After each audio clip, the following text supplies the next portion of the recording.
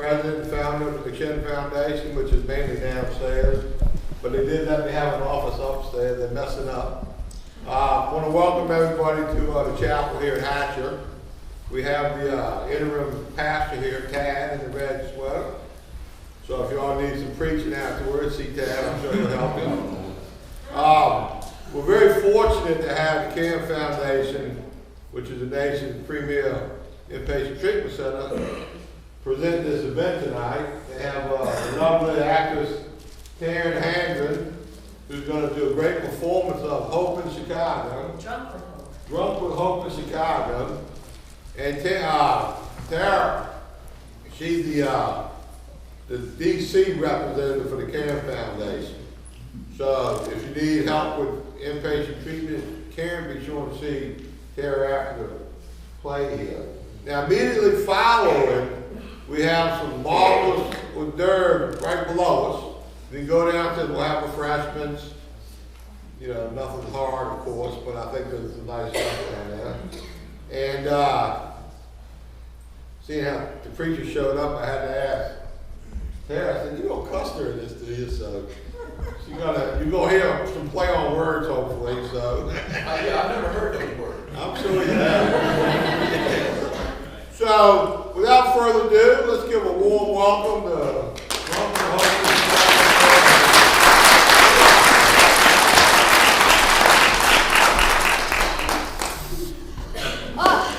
Hi everybody, my name is Hope, and I'm an alcoholic. Hi! It is so good to be at a meeting. You know, you just have those days where you just need to get to that meeting. So I'm very grateful to be here. You might be wondering how I got here. I don't mean, you know, did I take 95, which I did, or the bus or train or whatever, but how did I end up in the rooms of recovery? Well, I knew there was something abnormal about my drinking. My family knew there was something abnormal about my drinking. And a whole lot of crap went down at Disneyland right before I got sober. So I'm pretty sure the whole Magic Kingdom knows there is something abnormal about my drinking. No, the question is more, why did I stay? I mean, I was just a nice girl who drank a little too much, who blacked out a little too much, who woke up in strange places with strange people a little too much. As if there's an appropriate number of times in which to do that. No, I just thought, you know what? I'll go to these meetings for a little while, maybe like 6 months. You all will teach me how to drink like a lady. I'll get my boyfriend back, and this will all just be a bad dream. 6 months, done. Well, that was over 10 years ago, and none of those things happened. Oh, well, I did get the boyfriend back temporarily. My first drink was vodka and Diet Coke. Yeah, it was completely disgusting. But it was a one-way ticket out of the most uncomfortable place on earth, my own skin. And I just thought, this is great. You know, I just need this on a regular basis. I just need alcohol on a regular basis. At age 15. Now to me, up to that point, alcohol, people who drank, the whole thing seemed very fascinating and sophisticated. Although, I think if you wake up anywhere near puke, and extra points if you wake up in it, you're automatically no longer fascinating or sophisticated. So with these feelings of fear and self-loathing percolating, I was ripe and ready for some kind of relief. And alcohol, that magic elixir, it was already doing the trick. Oh, but you know, before we go any further, a word from one of our sponsors. Oh yeah, no. Not yet, not that kind of sponsor.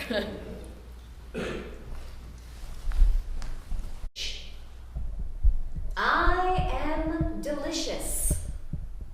I am a chocolate martini. Charmed, I'm sure. Now, darling, you're worried, but you needn't be. Please, stop. Your anxiety is making my Bailey's curdle. You do not have a problem. I mean, really. I mean, pretty people who drink pretty things out of pretty glasses do not have a problem. I mean, gone are the days of drinking stale beer, remnants of mixed drinks, and oh my God, wine coolers. Ugh. I mean, they're disgusting. I think Bartles and James is now a law firm. No, this is about real drinking. Ooh, just fancy schmancy drinking, little chocolate kisses in the bottom of the glass drinking. Oh, heaven in the glass.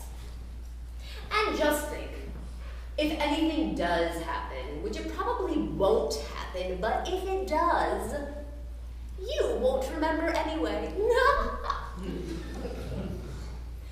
And that which we don't know can't hurt us, right? Oh, just stop! I'm not even going to utter the word alcohol. No, because you do not have a problem. Sip up. You deserve it.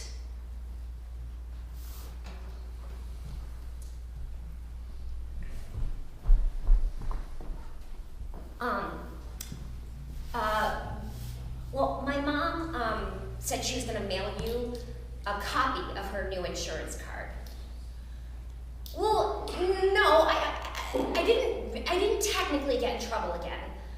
Well, I didn't puke, I didn't lose my wallet, and I didn't wake up with a Jane Doe bracelet. Well, you told me to have more of a sense of humor, so there's my sense of humor. Okay, so, well, I went to go visit this friend of mine up at BU, and I visited her a bunch of times, and we went to this fraternity party, and there was just this guy, and he was really, really cute. He was really cute. I just kept thinking he's so cute. And well, and I never get the cute guy. Like I never, ever get the cute guy. And well, after a couple of drinks, I let him know he was cute. But I'm not a one-night stand kind of girl, generally speaking. Well, then we went to this old mahogany wood paneled room where no one's really supposed to go. And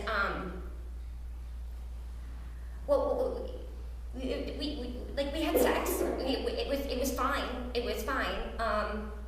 But he grabbed my chest hard, really hard. I mean, I just kept thinking, really? Does it have to be that hard? There's really not that much there to grab, dude. But I didn't say anything because I didn't want to sound stupid. It would just be so whiny and so lame and unsexy, but it just was ow, But from there down, it was fine. So, well, the next morning, he asked me for my number and I gave it to him and maybe he'll call. Well, how is my chest? Well, it's still kind of black and blue and even my lightest bra really hurts, but I mean, I got the hot guy, so that's what matters, and maybe he'll call. Okay,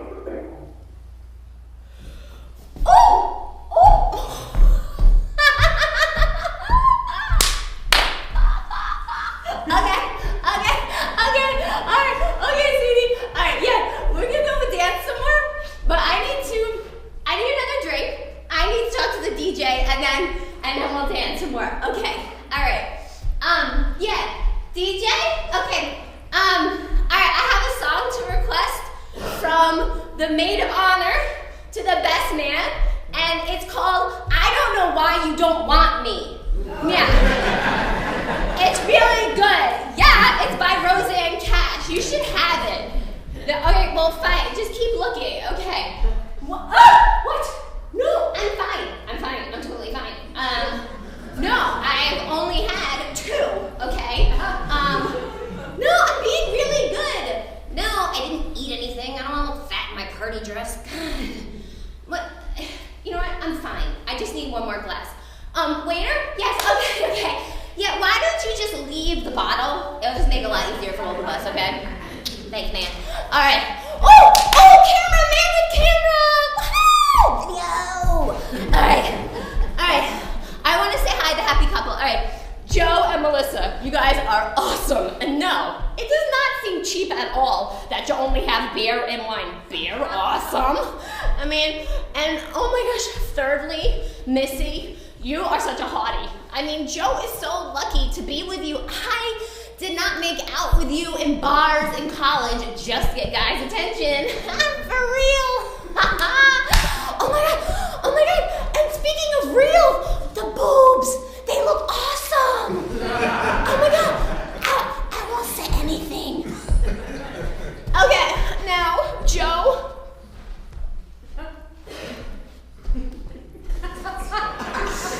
I thought you were a total tool when I first met you. But you turned out to be a guy really good. Like, really, yeah. And like, I mean, I told Missy to break up with you so many times, but she said no. And I was like, and I'm glad. And like, you make really good pancakes. You do. And like, I don't even do carbs. So I don't know if it's go make babies.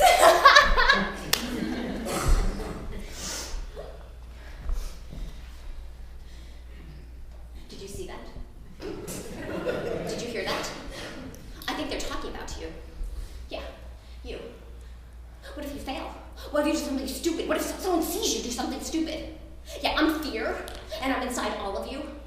And it's hard. It's not comfortable. It's not comfortable to be afraid all the time. But it's important because you know what? Life is going to chew you up and spit you out and grind you to the ground again and again and again and again. So to be afraid and be on guard all the time is really important. And it builds character. It builds character. Now, like I said, it is uncomfortable. So let's see. You could drink. But then we don't really know what's going to happen if you drink. So it's drink, not drink, drink, not drink, drink, not drink, drink, not drink. Don't worry, I'm not going anywhere.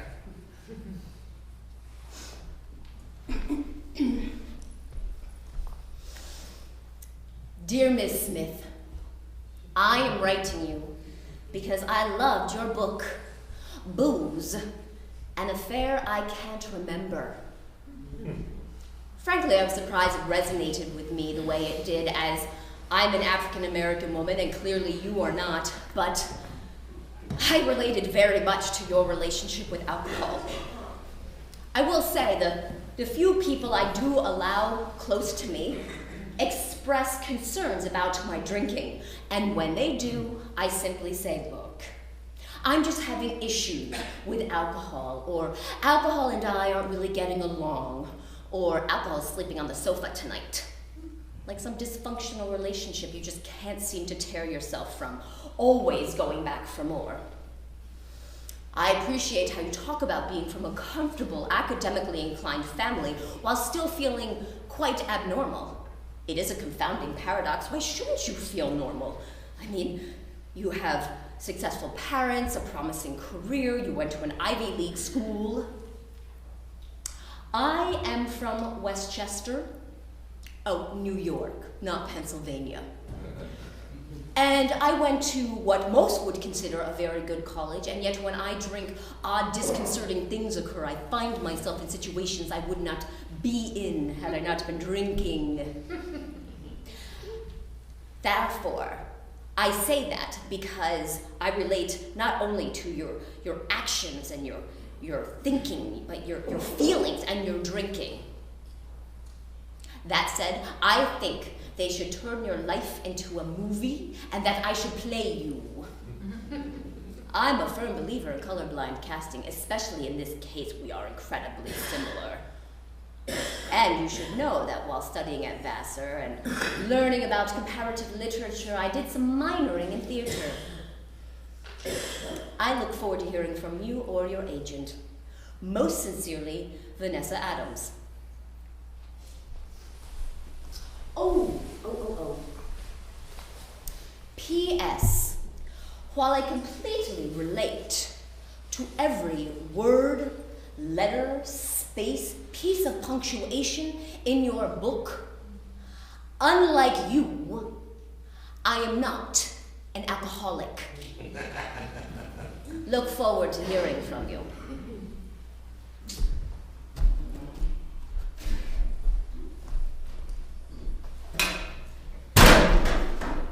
What? Do I have to? Fine. My name is Denise and I'm an alcoholic. It was nice of you to come out and talk to us. I didn't get much out of it. I know my friend would have. A lot like you. You ever done meth? No. That's what you look like to me. You look like them skinny white girls in LA who do meth. I don't know what I gotta do this time. I was calling my sponsor, I was going to meetings, but I wanted to spend time with my man. Shouldn't nothing wrong with that. So I was going to meetings, working 3 jobs, calling my sponsor, trying to spend time with my man, picking up my kids, and then I lost one of the jobs, and then I found out my man was cheating on me with some skank, and I was like, oh, I can't curse? Okay, hold on. I was like, F that, and I got F'd up. What? I heard your story. And you know what? Don't look at me like that, because I know you're judging me. And the thing is, I have these demons, and I know you have them too. You just said it. I just heard you say, what? You need to tell him to stop looking at me. Meetings, effing meetings. Oh, man. And that book? Yeah, I read what's in that book. I know what's in that book.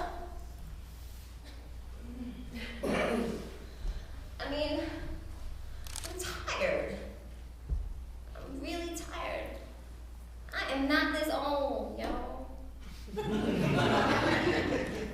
I used to look like you. They were all up in my stuff. I mean, I want to stop. I do, but I don't know, I need to feel good. You know, I'm not gonna lie. I need to feel good.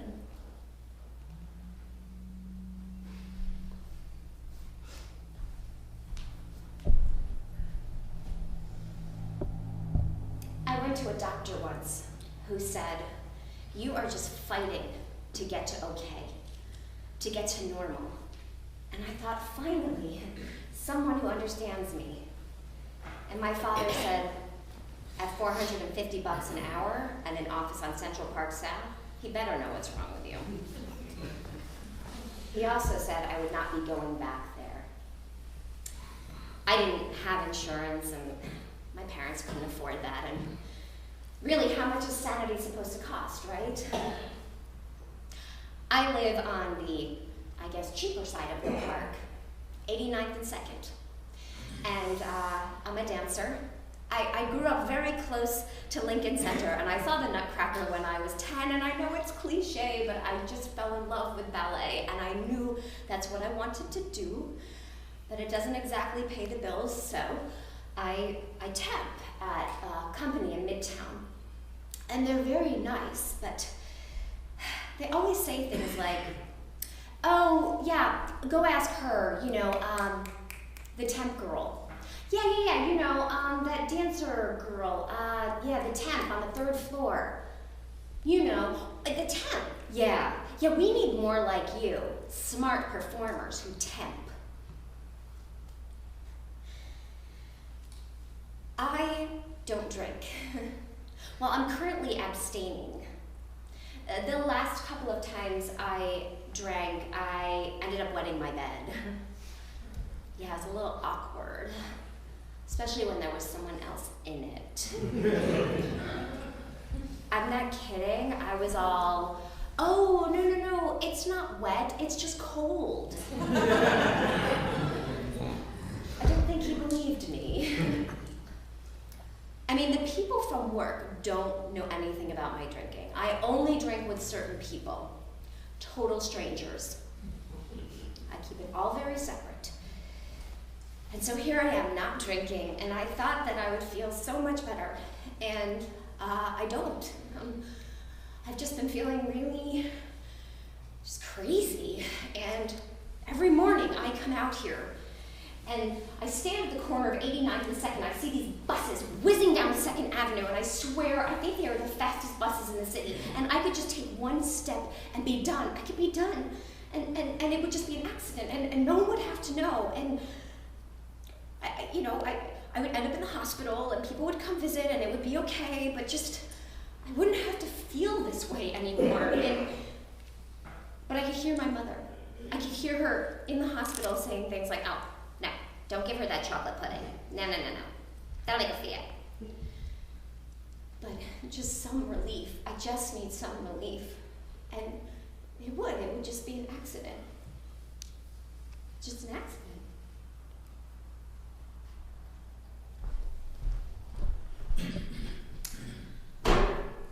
No, Your Honor. I didn't expect to be back so soon either. How are you? Oh yeah, and I still have that lovely anklet you gave me. Mm-hmm. That goes with everything. Mm-hmm. Oh, okay, in my own words, what happened? Okay, all right, so here's what happened. So my sister and I decided we were going to the game, okay? And she was driving my car, because as you know, I'm not supposed to be driving my car. I was not driving my car. But so she's driving, and like she's an idiot. Like she's stupid, okay? Like we'll just say that, okay, I will get to the point, So we get there, and like we're kind of a little illegally parked, because like, whatever, there was no parking, and like it was fine. So we go in, we had a couple of beers, which I'm sure you knew. And I come out, and there are these cops, like, all around my car, and I'm like, really? I'm like half your size, what are you doing, And so they're all trying to, like, rough me up and stuff, and, I mean, I called them a not-so-nice name, okay? Yeah, it begins with a P, So, because they were acting like little girls, getting all up in my face, and I'm half their size. Okay, I know, I'm getting to it. So then, they were trying to cuff me, and I was like, oh, no, you are not cuffing me. And that's when I bit one of them. Yeah, he got a little bit mad. And then this I do not remember at all. Apparently, I kneed one of them in the balls, but like, it was an accident, Well, that's when they threw me into the car, and I don't really remember much after that, but I did wake up with like a bump on my head or something. Well, my choices? Yeah, I understand my choices. Let's see, rehab, recovery crap, or jail. Yeah, I'm gonna have to think about it.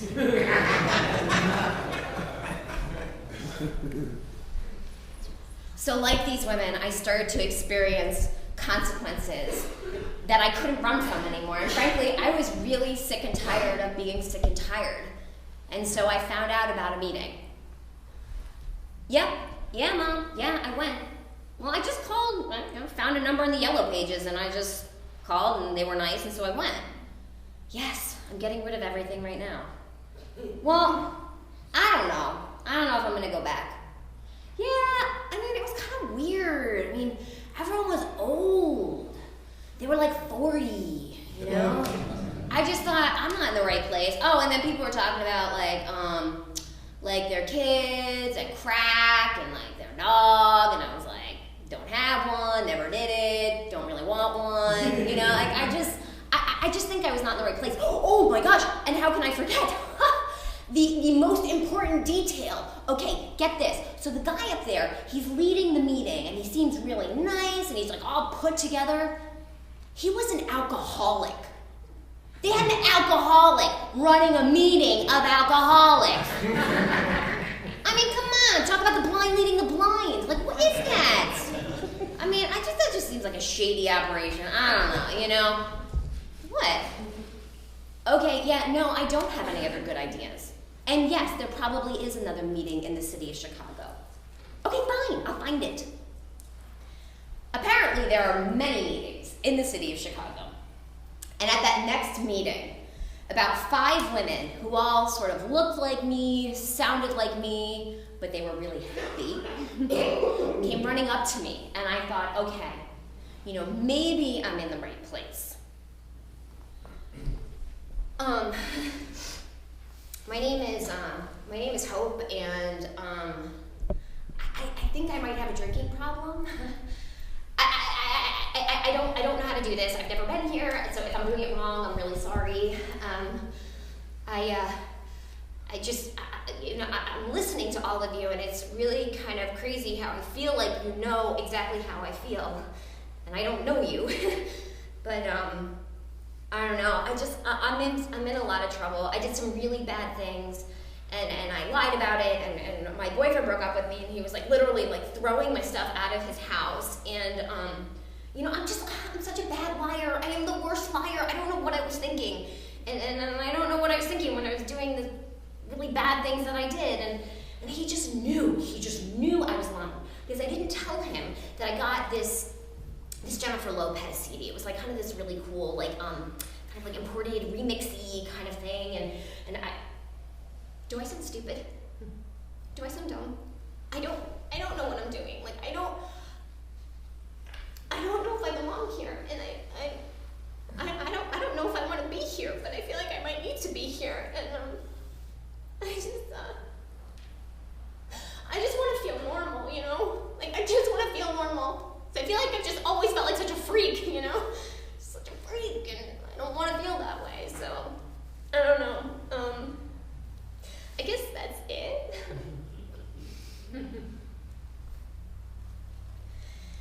And so after that meeting, I just kept going to meetings.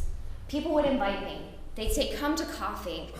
And rather than debating it or overthinking it, I just said okay, because I really didn't have any other ideas.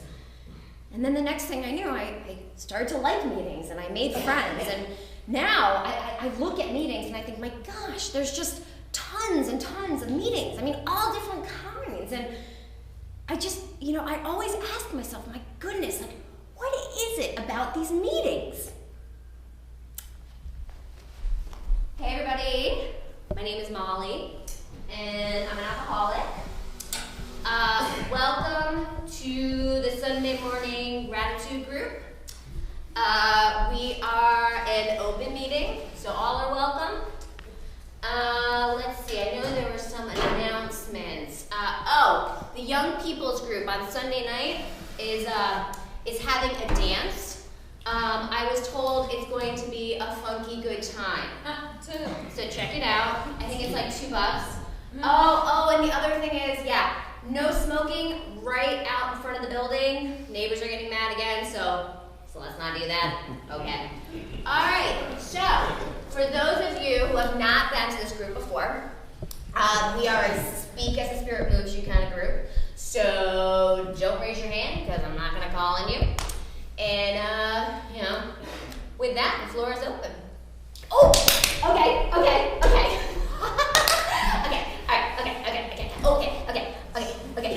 Okay, my name is Alicia, and I'm an alcoholic. Okay, all right, and so I'm grateful. I'm like mostly grateful, but kind of a little bit ungrateful. But I'm mostly grateful. Okay. So, all right, so I was all excited because there's this friend of mine. She saw me all sorts of messed up, like many times.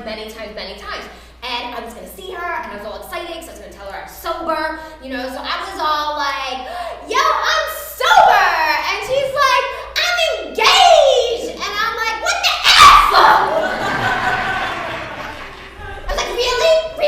That's great, I mean, don't get me wrong, like, I'm super grateful to be sober, but I still have 99 days, 8 hours, 3 minutes, and 40 seconds until I can date again. So, but who's counting, right? No big deal, but whatever. And then, but God.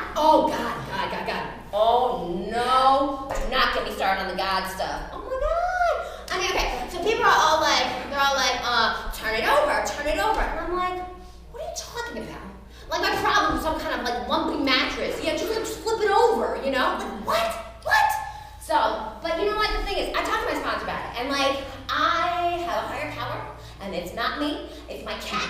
Her name is Kitty, and she's crazy. And my sponsor said, that's fine, as long as it's not you. So I was in a meeting, and I'm talking about this, and this guy comes up to me afterwards, and he's all like, wah.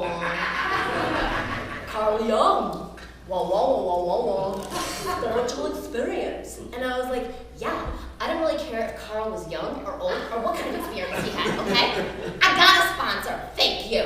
I just like, whatever, dude. But the thing is, okay, I see sometimes on TV, these shows like, oh my gosh, Celebrity Rehab, and that's supposed to be entertainment, right? And I'm thinking, no. I see that and I think, yeah, I do not want to end up like tidy flies with their gray ass knocked out teeth. No thank you. No thank you. You know? And so I know I belong here. That's the important thing, you know? Because I was a social drinker when I was 12. Okay? So, that's all I got. Thanks.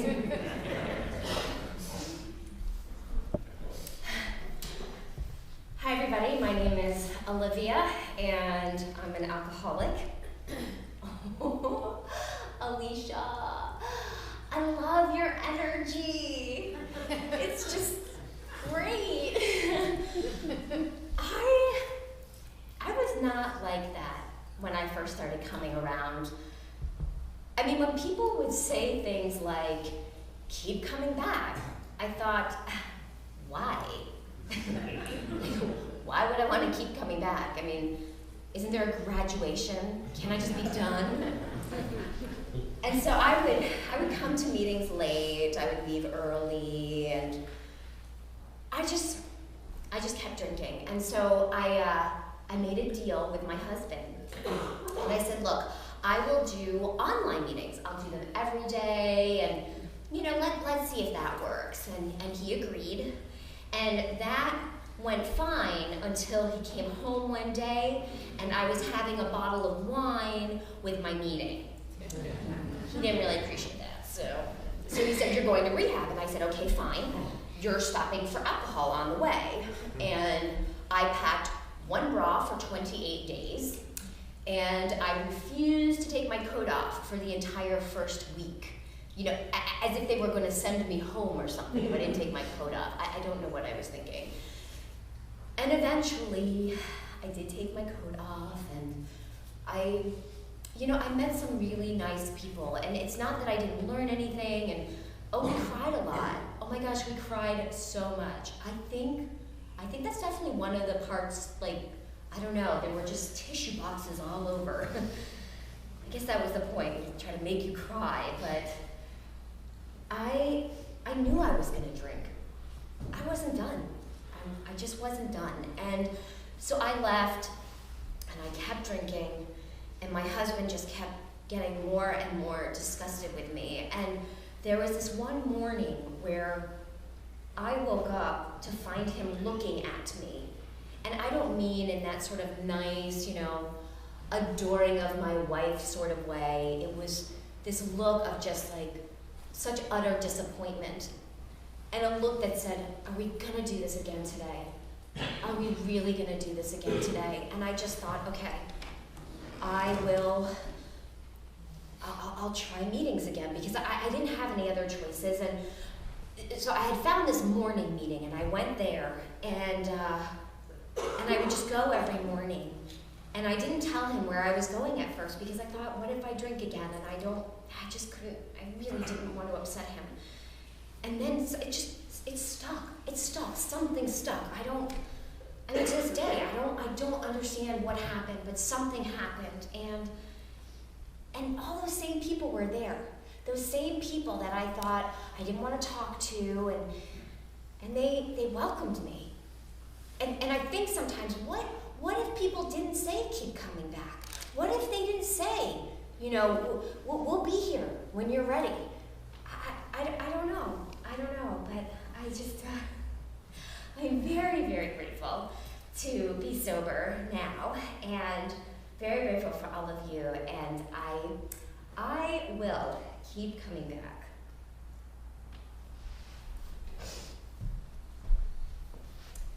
Hey everybody, my name is Catherine, and I'm an alcoholic.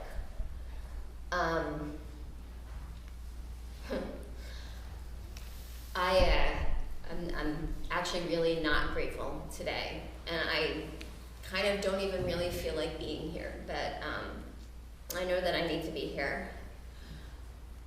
I got to an argument this morning with my husband because he asked me what was wrong. He said, what's wrong? What's wrong? And I should mention that we were trying to have a baby, and at our last appointment, there was no heartbeat. You only have a few choices of what you can do in that kind of situation. And so he's asking me, What's wrong? What's wrong? And I want to say, what's wrong? What's wrong? Oh, I don't know, dear. I have a dead fetus inside of me. I don't know. Yeah. So maybe that's what's wrong. Oh, is that offensive, honey? Okay, a DF. I have this DF situation going on, so you just excuse me. I'm just upset, you know. And I could barely get going that morning, you know. I was like sitting on the bathroom floor and I was just crying because, you know what? I don't think it's fair. I don't think it's fair. I have been sober for 15 years. I'm responsible. I'll be a good mom, you know. And we've been trying for 8 years. And if I go to another appointment where they tell me, oh yeah, your cervix is just not really hospitable, or like your ovaries are like delayed, or I can't wrap my brain around it, and so I'm mad, you know. I'm really mad, but the difference is that like I'm not drinking over this, and these things aren't happening because I'm drinking, and I have all of you, and I don't have to go through it by myself, and because that's what I would do. That's what I would have done in the past, is I just would have dealt with it by myself. So yeah, I am. Just do me a favor and don't and tell me that this too shall pass, because I'll probably have to hit you.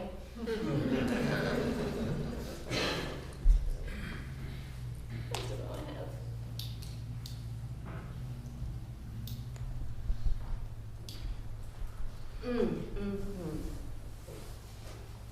Now there is a reason why this group is my home group.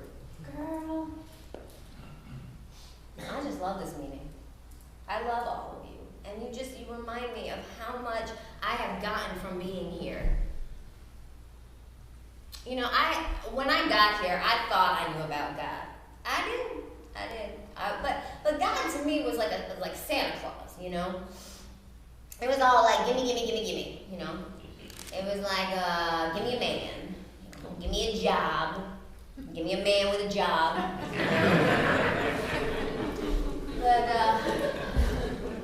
But then, you know, you all taught me, it's a relationship.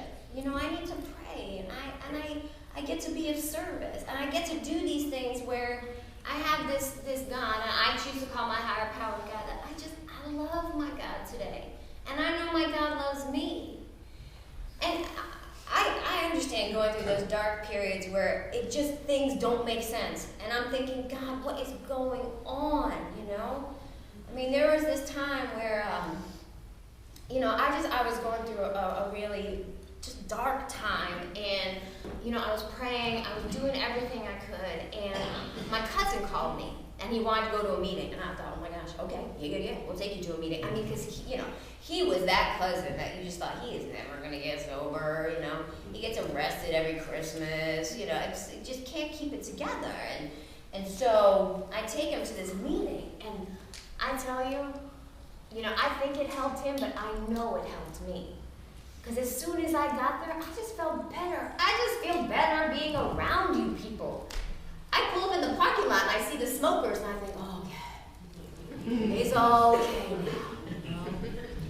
And I went in, and so often I feel like when I go in, I'm like this, it's like crumpled up t-shirt, you know, inside out, I'm all ratty and wrinkled, and I come out, and you all put me right side up, right side out, smooth out the wrinkles, and I'm like a new person.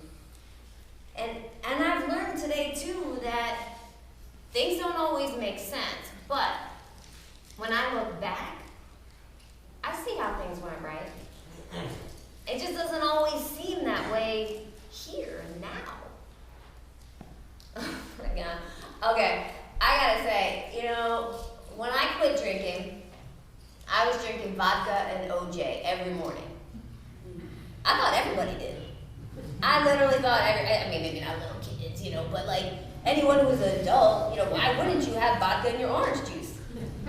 I mean, if I was at your house as a guest and you didn't have vodka to go with your orange juice, thought you were a bad host. I was like, really? Really? You got the minute made. Where's the absolute, man?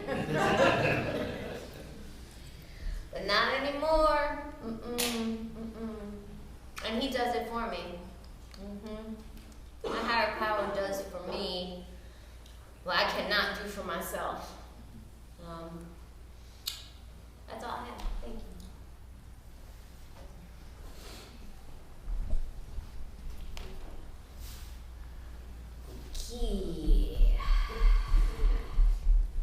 Yeah, it's really great when everyone gets all honest. My name is Zoe and I'm an alcoholic. Yeah. I am grateful to be here though. I am grateful. I just, I don't know, just when things get warm and fuzzy, I still get hives, you know? I mean, when I got here, I would say things like, I got caught diverting meds. Yeah, I was diverting meds. I was a nurse. And this guy one time kind of said to me, honey, that's what we call stealing. Yeah. And he was right, I was stealing. I mean, that's what I would do. I couldn't drink when I was at work, so I would steal pills from my patients. Yeah, and then I got caught. And I was like, okay, I'm not gonna do it anymore. You know, I'm going to meetings, I'm fine. And then, I don't know. I wasn't calling my sponsor. I don't really know why I started doing those things again, but I did. And next thing I know, I am diverting all sorts of stuff again. And I found out I had to go to jail. And I didn't want to go to jail. So I tried to kill myself. But then my roommate came home. I was like, thanks, bitch. So, you know, I had to go though, you know? I had to go. And I think we all suffer our own prisons, you know? We all do. And I had to go there. And I'll tell you, it is so cold. It's one of the coldest places on earth. But, you know, I had to do it. And, you know, now I don't want to go back, you know? I don't want to end up like my mom. She disappeared after 13 years of recovery, drank, we never saw her again. I don't want that to happen to me. And the thing is, I don't go down easy. I don't go down easy. So I know, like, if I can do this, you know? But, I don't know, guys, like, I need help. So, I'll keep coming back. My name is Hope, and I'm an alcoholic. This has been a great meeting. Oh, what am I grateful for? I think I'm most grateful for the relationships I have today. I didn't realize what a mess my relationships were when I got here. I mean, my boyfriend was breaking up with me. My friends were distancing themselves from me, and my family was just constantly worried about me. And yet I thought I was fine. You know, I really thought I was okay. I just thought if I could just kind of get a handle on my drinking, everything would be okay. I went to lots of therapists. My dad's a therapist. I thought we can just figure this out. And we couldn't. We couldn't figure it out because I'm an alcoholic. And I needed to come somewhere where I can have someone treat my alcoholism. I needed to talk to another alcoholic. I mean, for years, I just thought, I would do crazy stuff. Like, I remember one time in college, I would always go home without my friends. And our school was in a really bad neighborhood. And I would just, in a blackout, I'd just go home. And then I would say to my friends, they told me this, I don't remember, but I would wear like these wool sweaters or whatever because it was pretty cold. And I would say, look, I said, no one's gonna rape a girl in a wool sweater. And I would say that, and I was completely serious. I mean, I put myself in all these situations where I could have gotten raped or killed or assaulted, and I don't know why nothing happened, but, I came here and I started to realize that all this crazy stuff I was doing, all these things I was thinking, my anxiety, my fear, all of that was absolutely connected to my drinking. I didn't know that. I thought I'm crazy over here, and then the drinking is over here, that there was somehow not a connection between the two. And today, I know that, and I know that this is where I need to stay so I don't go back to drinking, because I still have a head that lies to me. It's still, it's like Speedy Gonzalez is like, zipping around in there with Roadrunner, and they're running all over the place still, and when I come here, at least they I guess they take a nap or something. Quiet down. But today it's great because,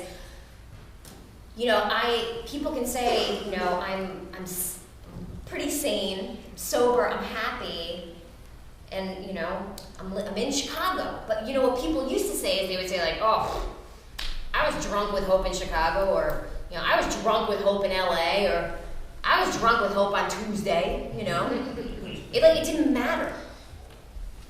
And now it's that's just not how I live. So I'm free. I'm free today, and I have you all to thank for that. So thanks for letting me share.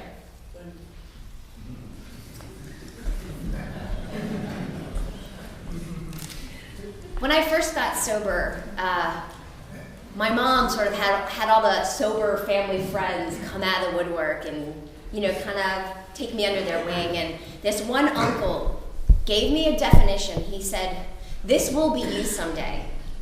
And that definition was for the word restore, to bring back to life, to bring back to health, to bring back to a normal condition, to a state of vigor, to a former condition, a better condition, to give back anything lost or taken away. Alcohol took me and many others away. We were lost. But one day at a time, and one meeting at a time, hope has been restored.